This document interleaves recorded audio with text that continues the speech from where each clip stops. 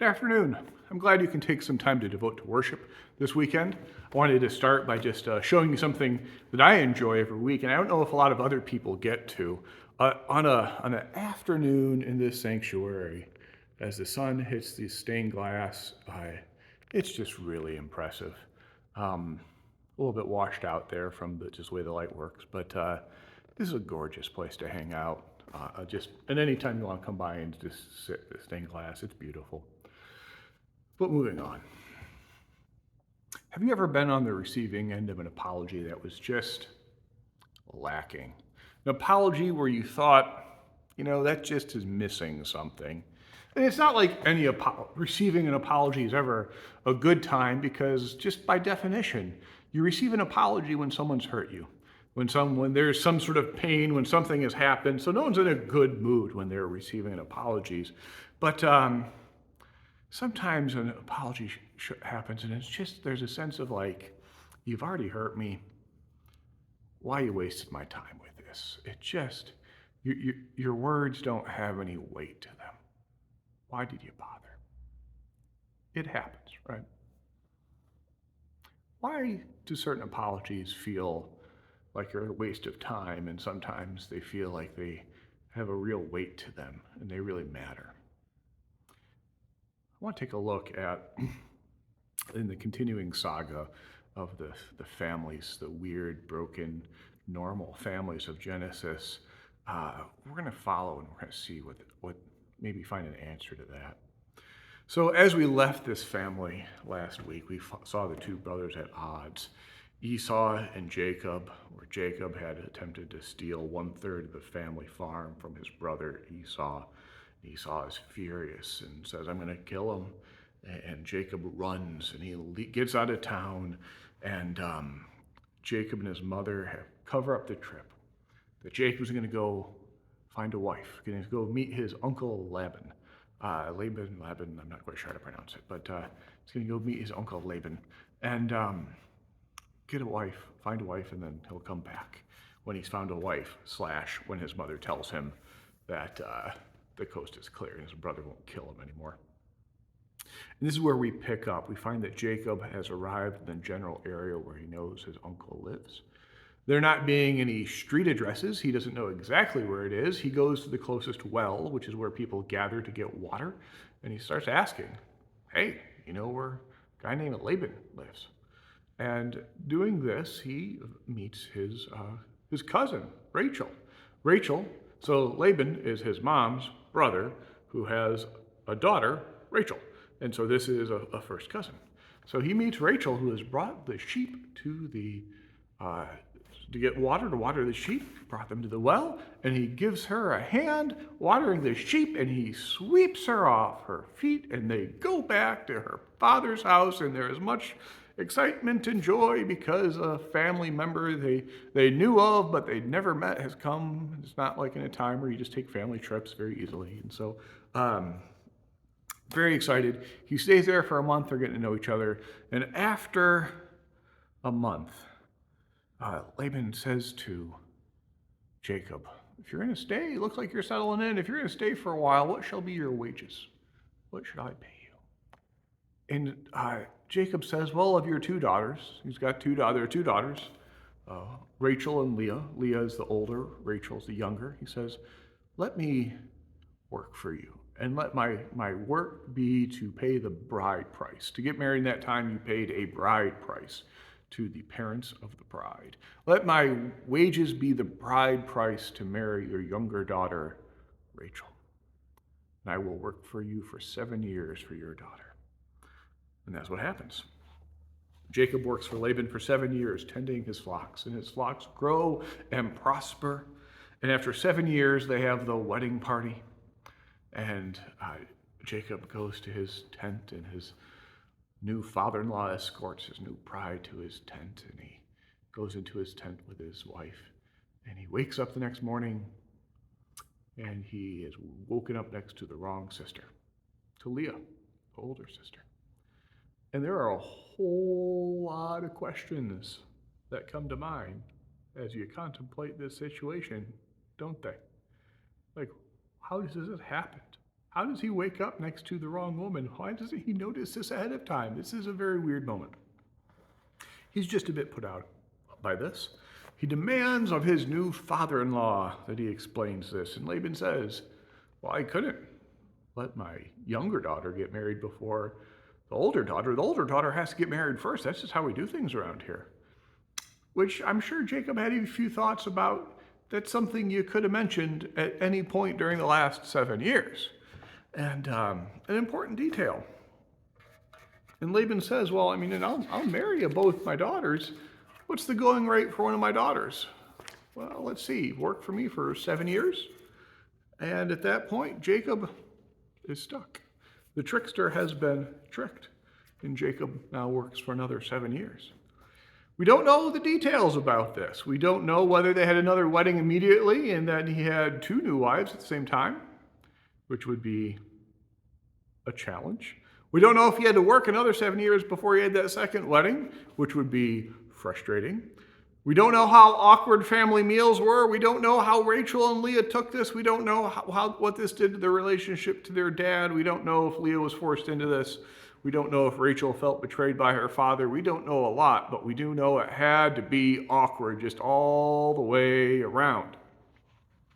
So Jacob works another 7 years. Now he has paid the bride price for both of the sisters. He's worked for Laban for 14 years. He continues to work for Laban for another 6 years. 20 years total he works for Laban. Those last 6 years, Laban keeps on changing how he's going to pay Jacob.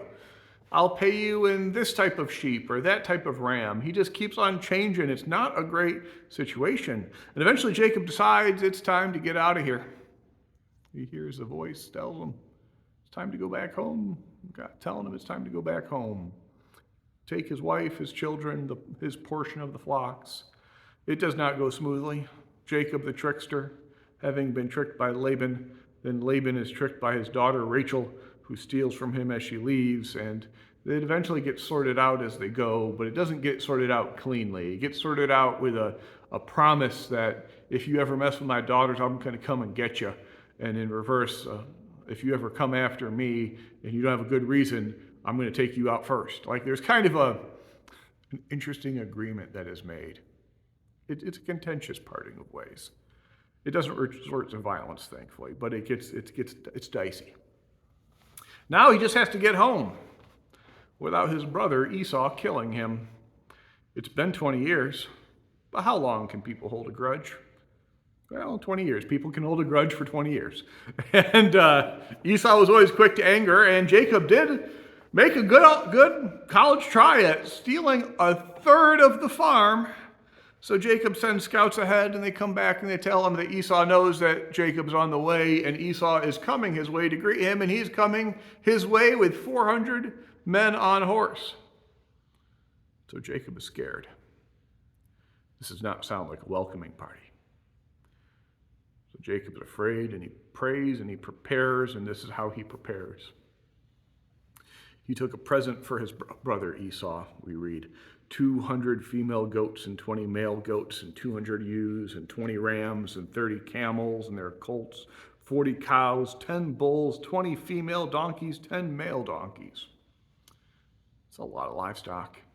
And he sends them out in groups by type. And he tells them, as you take this group forward, here are your instructions. You're going to come up to Esau and you're going to say to Esau, when Esau, my brother, meets you and asks, to whom do you belong? Where are you going? You shall say, they belong to your servant Jacob, and they are a present to you, my lord Esau. And moreover, your brother, he is behind us. And so he keeps on sending these groups. He sends the goats, the male goats, the ewes, the rams, the camels, the colts, the cows, the bulls, the female donkeys, the donkeys. This is a lot of different types of livestock, and there's a lot of each of them. And he's just sending them out to sort of like, here, you go, and then you go, and then you go. You just think of this, and they're spreading out as they go. This is a long line of wealth, really. Livestock is wealth. And Jacob is at the back of this line of livestock, and he's sent them all ahead. And this is a full day's worth of people hiking in front of him. So he spends the night, and he has to deal with his own terror and fear about what his brother could do to him with those 400 men he's brought with him, and he's got to grapple with that fear and wrestle with it, and that's a whole different story, whole another sermon there for another time. He's hoping that by sending all this livestock ahead of him, maybe, he thinks, Esau will accept him.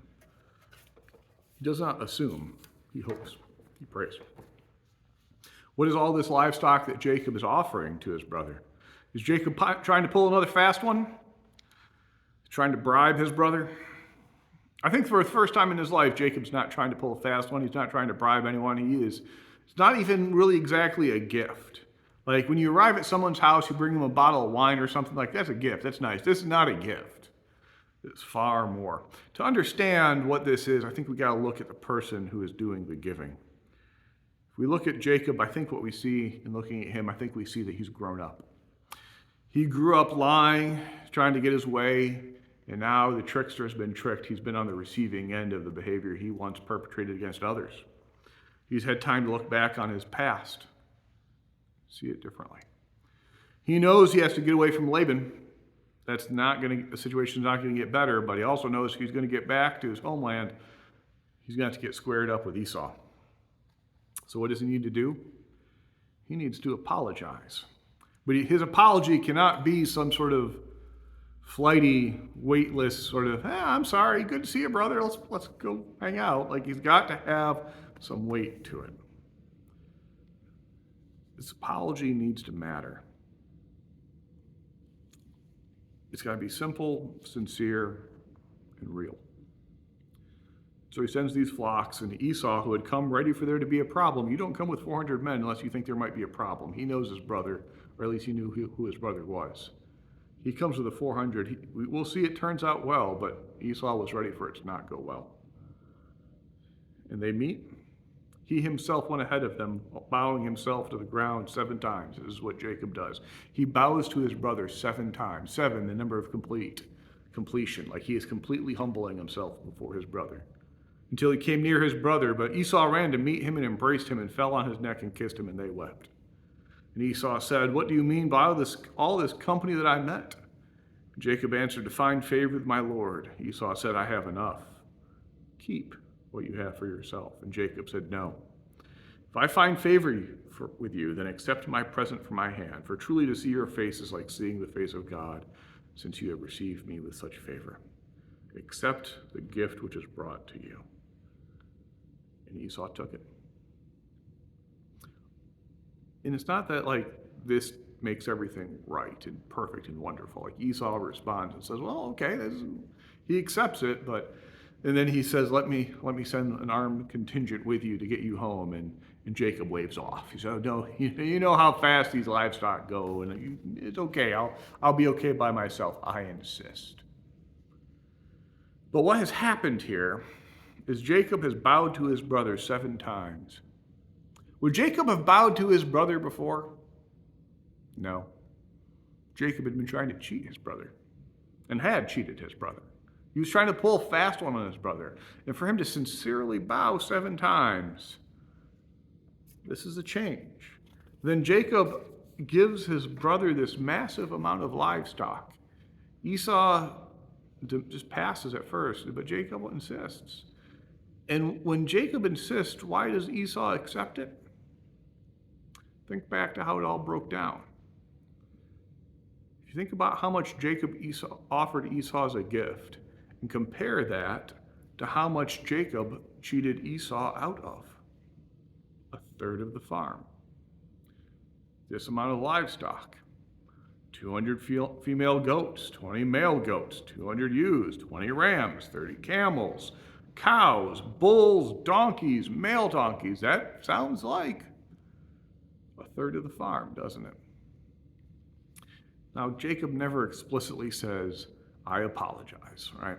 If you want to look, you're not going to find those words. But what you're going to find is that Jacob humbles himself. He bows 7 times, and he is ready for it to not go off the rails. He's not assuming everything. And he approaches with humility and gratitude. And Esau, who's been hurt before, he's ready for Jacob to try to hurt him again. But he understands what his brother is offering. He's offering him the chunk of the farm that he took in the first place. what he has offered, there's a word for it. It's called penance. It's not a word we hear a lot in common conversation anymore, but I believe it to be an essential part of an apology. Penance is taking seriously what has been broken, what has been messed up, and doing something about it. The point at which someone has to apologize and there needs to be forgiveness, that's the point at which something has been broken. And penance is when the person who broke it takes that brokenness seriously and does something. And there's no formula, right? And it's not that penance can heal or mend or restore it to just how it was. Jacob can't snap his fingers and make the 20 years go away and go back and give Esau the family that wasn't an unfractured family that he should have had, right? But what he can do is give penance. Jacob's intent was to steal 1/3 of the family farm. His penance was in line with that, and it mattered. The thing about penance is that there's no formula for it. As I said, we can sort of have a sense of just what does it mean to take brokenness seriously. In the Old Testament, as it develops, as they write down the guidance they receive, this practice develops that add 20%. So if you steal $100, you're going to give $120 back. That's part of your penance. It's taking it seriously. But this can only ever be a guideline. Sometimes because the money just isn't there. If I, through my own idiocy, burn down this church today, God forbid, I can't pay for this church, much less 120% of the value of this church. Penance would be something like taking that brokenness seriously and devoting a goodly chunk of my life towards the work of rebuilding something that is as gorgeous as this space is. So sometimes the money just isn't there. Sometimes writing a check is what's needed, and sometimes writing a check would just be insulting. If trust is broken, there's no check you can write as penance for broken trust. But you could voluntarily submit to a radical transparency and say, I know you can't trust me, which is why in future dealings, this is the level of transparency I will offer above and beyond so that you can see the whole situation and maybe over time, trust could develop again. Right? I've said before that how Paul describes the life of a person following Jesus as an ambassador of peace, that really matters to me. That captures something really essential to how I understand discipleship and following Jesus. That to follow Jesus is to be the people that build peace in a culture and a time that is ever more fractured. We are the people who are lowering the temperature in the room, hearing the broken, and responding in a way that involves penance, that understands that we apologize, but we apologize in a way that takes seriously the brokenness that has led to the apology. We take seriously what it is that we see Jacob learning to do, an essential part of creating peace, that when a family is fractured, when friendships are stressed or in tatters, it is an important and essential part of finding our way forward, of creating a new peace, is the act of penance, to acknowledge, I get it, that something is broken and I can't make it whole, but I can do this. And I'm going to do this thing, whatever penance is, even if you have to ask the person, what can I do to attempt to just do something? I can't make it right, but tell me what I can do. And then we learn how to do that. And that is how we learn to offer and to receive apologies that have weight, that matter, that open the door to forgiveness and reconciliation and the ability to rebuild what is broken as we build our way towards a life following Jesus, a life that points towards the kingdom of God. Amen.